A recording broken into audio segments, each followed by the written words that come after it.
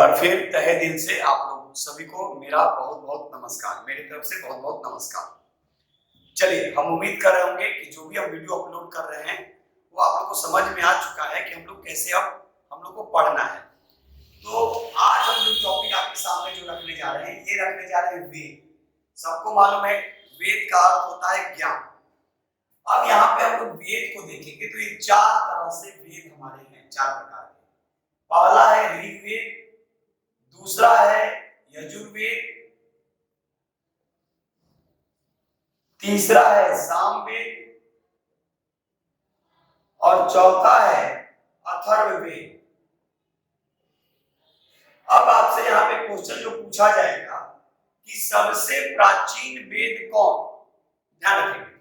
तो सबसे प्राचीन जो वेद है ये है ऋग्वेद। सबसे बाद का अगर वेद पूछा जाएगा तो सबसे बाद का वेद है अथर्ववेद।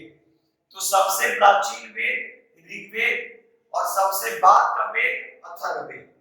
अब अगर आपसे इसमें मंडलों की संख्या पूछा जाएगा कि मंडल की संख्या इसमें कितनी है, तो इसमें मंडल की जो संख्या है वो है 10। अब आपसे यहाँ पे ये पूछा जाएगा कि ऋग्वेद के किस मंडल में सूर्य देवता का उल्लेख है, तो याद रखिएगा कि ऋग्वेद के तीसरे मंडल में, यानी ऋग्वेद के तीसरे मंडल, याद रखिएगा तीसरे मंडल में सूर्य देवता का उल्लेख है। ठीक है, सूर्य देवता का उल्लेख किस मंडल में, तो ऋग्वेद के तीसरे मंडल में है। अब आपसे पूछा जाएगा कि सातवें मंडल में क्या है, तो सातवें मंडल में दशराग युद्ध का वर्णन किया गया है।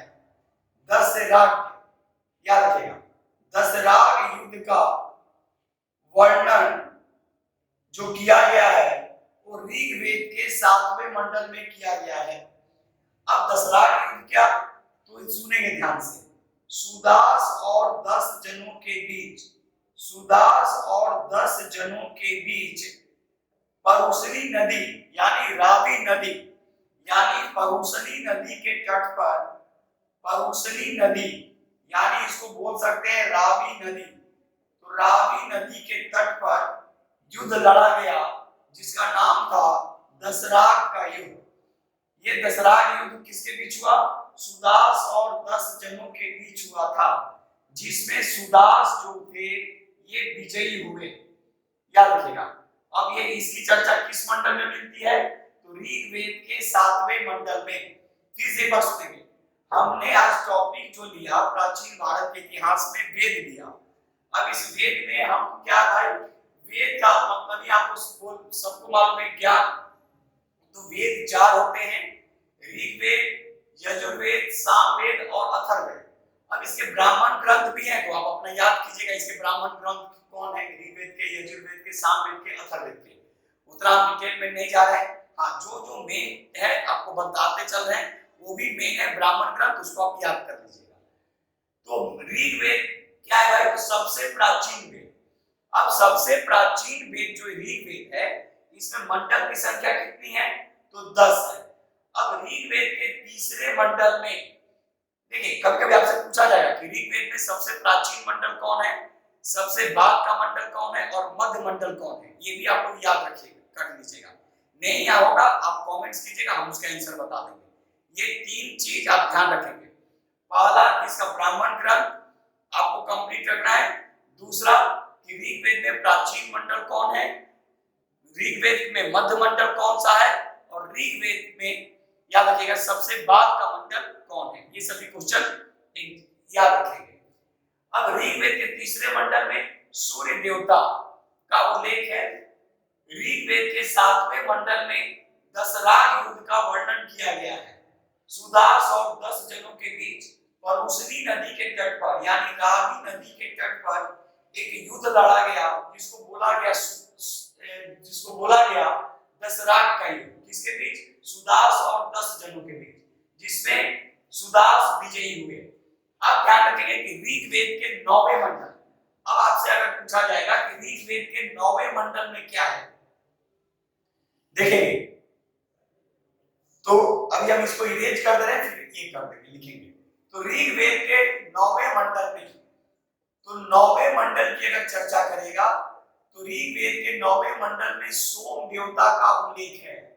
ऋग्वेद के 9वें मंडल में सोम देवता का उल्लेख है और 10वें मंडल में, याद रखिएगा, 10वें मंडल में पुरुष सूक्त की चर्चा की गई, पुरुष सूक्त की चर्चा की गई है। अब एक चीज याद रखिएगा, आपसे क्वेश्चन पूछेगा कि पुरुष सूक्त का वर्णन सबसे पहले कहां किया गया, तो ऋग्वेद में किया गया। दूसरा चीज, पुरुष सूक्त में क्या हुआ, तो ये चातुर्स वर्ण, याद रखिएगा, चातुर्स वर्ण की चर्चा की गई। यहां से सुनेंगे, कहने का मतलब कि एक व्यक्ति चारों है। ठीक है, हम लोग अपने आप को नहीं मानते हैं, लेकिन एक व्यक्ति चारों है। और गीता में भी कहा गया है भगवान कृष्ण के द्वारा, चातुर्स वर्णम मयाम श्रेष्ठम गुण कर्म विभास्या, यानी चातुर्स जो वर्ण का जो विभाजन जो किया गया है वो गुण और कर्म के आधार पर, गुण और कर्म के आधार पर ही किया गया है। यानी जब हम ज्ञान देंगे तो ब्राह्मण, जब हम अपनी रक्षा के लिए, जब हम अपना काम करें, जब रक्षा के लिए हम आगे बढ़ेंगे तो क्षत्रिय, व्यापार के लिए तो वैश्य, और जब हम अपने सभी क्रियाकलाप करते हैं तो उसको हम लोग शूद्र बोलते हैं। और इसका सबसे बड़ा एग्जाम्पल आपके सामने है, वो है भगवान कृष्ण, याद रखिएगा। तो इस चीज को भाई अपने माइंड में सेट कीजिएगा। यानी कहा गया कि ऋग्वेद के 10वें मंडल में चातुर्स वर्ण की चर्चा की गई, यानी पुरुष सूक्त का वर्णन किया गया, जिसमें चारों वर्ण का उल्लेख किया गया है। ठीक है, चारों वर्ण कौन कौन, ब्राह्मण, क्षत्रिय, वैश्य और शूद्र, और एक व्यक्ति चारों हो सकता है।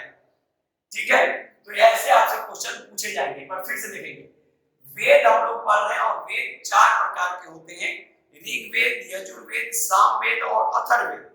अब ऋग्वेद में सबसे पहले हम लोग देखेंगे, ये सबसे प्राचीन वेद है जिसमें गायत्री मंत्र का उल्लेख किया गया है।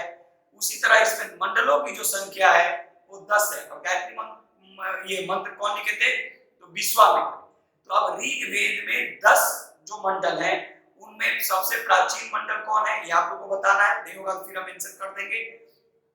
मध्य मंडल कौन है और फिर बाद का मंडल कौन है। ठीक है, उसी तरह आपको ऋग्वेद के 3रे मंडल में सूर्य देवता का उल्लेख है, 7वें मंडल में दशराग युद्ध का वर्णन है, 9वें मंडल में सोम देवता का उल्लेख है और 10वें मंडल में पुरुष सूक्त का वर्णन किया गया है। एकदम यहां तक आपको एकदम बिल्कुल याद रखना होगा। दूसरा चीज, अब एक ब्राह्मण ग्रंथ है, तो ब्राह्मण ग्रंथ भी आपको याद रखना है।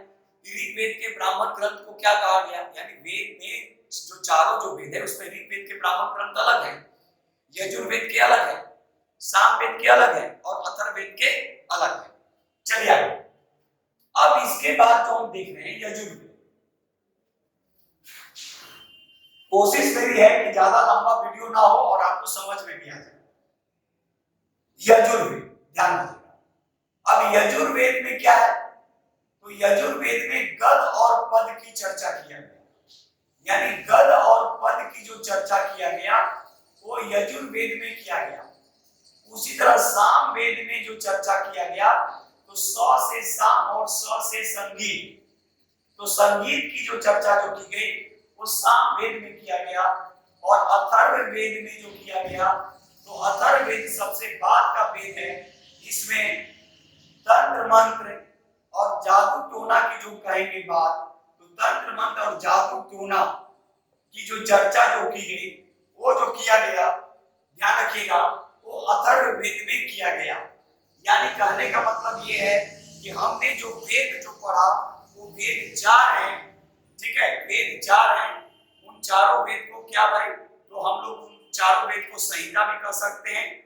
ठीक है, चारों वेद को संहिता में बोला जा सकता है। उस चारों वेद में हमने सबसे पहले ऋग्वेद के बारे में देखा, फिर यजुर्वेद, सामवेद और अथर्ववेद।